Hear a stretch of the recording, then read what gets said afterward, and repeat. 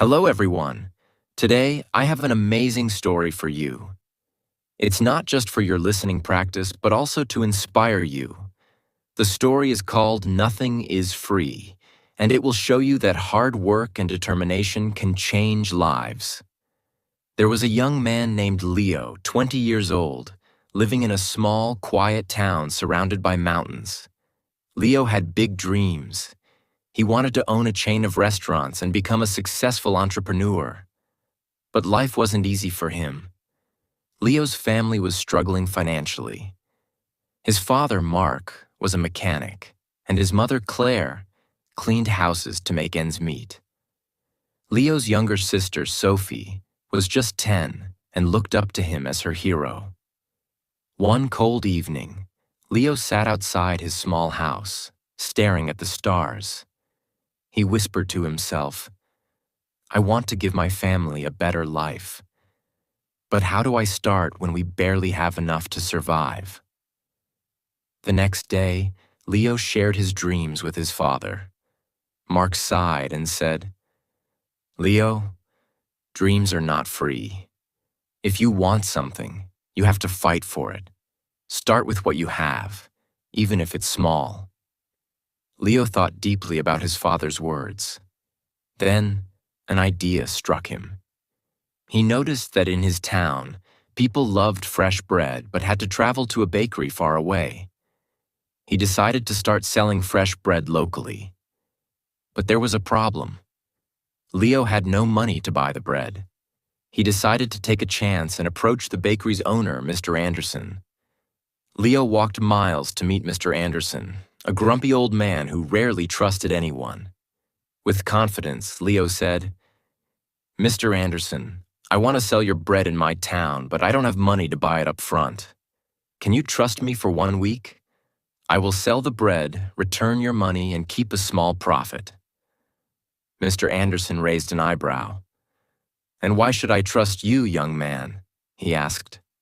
Leo replied firmly, "Because I am determined, and I will work hard to prove myself." After a long pause, Mr. Anderson said, "All right, I'll give you bread for 1 week. If you fail to pay me back, don't bother coming here again." Leo was thrilled. Early the next morning, he carried the bread back to his town and set up a small stand near the park. He greeted every passerby with energy and a smile, saying, "Fresh bread, warm and delicious." At first, people were hesitant. They didn't know if the bread was good. But Leo offered free samples and soon had his first customer. By the end of the day, he had sold all the bread and made a small profit. That evening, he returned to Mr. Anderson and paid him back. The old man nodded and said, "You kept your word. Come back tomorrow." From then on, Leo worked tirelessly. He woke up at 4 a.m., walked to the bakery, carried bread to his town, and sold it with passion. After 2 months, he had saved enough money to buy a small cart, making it easier to transport more bread. One day, a customer suggested, "Leo, why don't you bake your own bread? You're good at selling, but if you bake, you'll make more profit." This idea excited Leo, but it also scared him. He had never baked anything in his life. This was the moment where Leo realized, nothing is free. Not success, not knowledge, not growth. If I want to succeed, I must take risks and learn. Leo couldn't stop thinking about the idea of baking his own bread. If he could bake, he wouldn't have to rely on Mr. Anderson, and his profit would grow. But there was one big problem. He didn't know how to bake. Leo decided to ask Mr. Anderson for help. The next morning, after delivering his payment, Leo said, "Mr. Anderson, can you teach me how to bake?" The old man frowned. "Why should I teach you? If you bake, you won't buy from me anymore. That's bad for my business." Leo looked at him and said, "You're right, but I won't forget the man who gave me my first chance. If I succeed, I'll make sure to help your bakery too." Mr. Anderson thought for a moment, then said, "Fine. But baking isn't easy. It takes time, patience, and hard work. If you're ready for that, I'll teach you. The lessons began early the next morning. Leo arrived at the bakery at 3 a.m. before the sun was up. Mr. Anderson showed him how to mix flour, knead the dough, and bake it perfectly. At first, Leo struggled. His hands hurt from kneading, and his bread came out too hard or too soft. One day, after ruining another batch of bread, Leo sat down, feeling defeated. He said to himself, "Maybe I'm not good enough for this. Maybe I should give up." But then he remembered his father's words. Dreams are not free. He realized that every mistake was teaching him something new. Giving up was not an option. The next day, Leo went back to the bakery with even more determination. He practiced every single step carefully.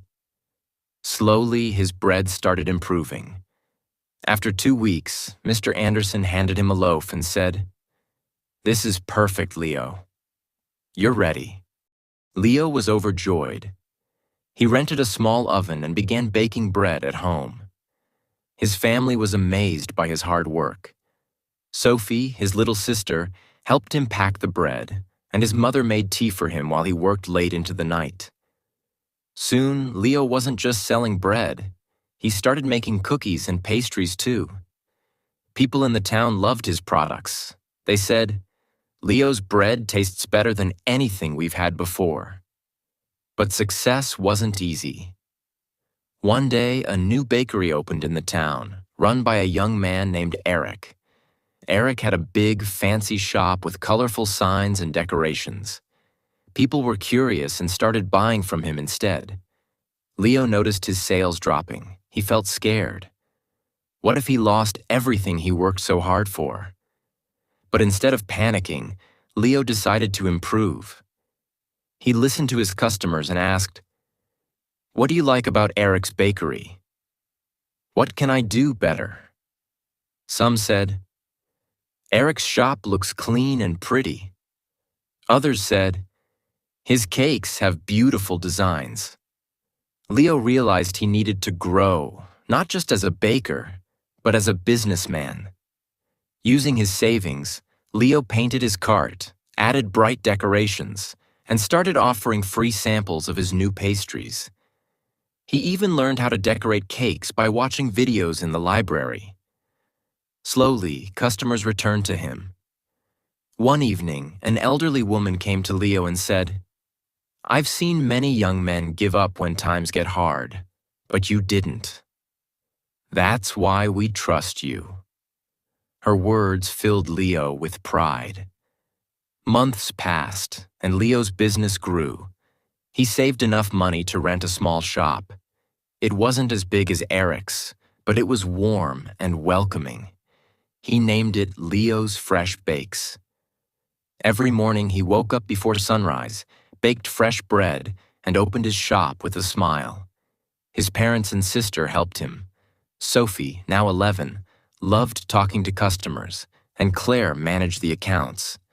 But Leo knew this wasn't the end of his journey. He wanted to reach more people, make his family proud, and prove to himself that anything is possible with hard work. Leo's bakery, Leo's Fresh Bakes, was becoming the heart of the town. People loved his fresh bread, cakes, and pastries. Business was growing, and his family was proud of him. But life wasn't done testing Leo. One stormy night, as Leo was closing his shop, he noticed smoke coming from the bakery. He rushed inside and saw that a small fire had started near the oven. He quickly grabbed water and managed to stop the flames, but much of his equipment was damaged. The next morning, when the townspeople heard about the fire, they came to check on him.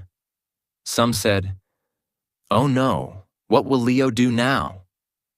Others whispered, "Maybe this is the end for him." Leo felt heartbroken but not defeated. He stood outside his bakery and said, "This is just a challenge. I've faced struggles before, and I will face this too. I won't give up." He took a deep breath and began making a plan. He calculated how much money he had saved and realized it wasn't enough to replace all the equipment. For a moment, fear crept in. But Leo remembered his journey, how he started with nothing but a dream and hard work. Instead of sitting and worrying, Leo asked for help. He approached Mr. Anderson, who had retired, and said, "Sir, I need advice. What would you do if you were me?" Mr. Anderson smiled and said, "Leo, you already know the answer.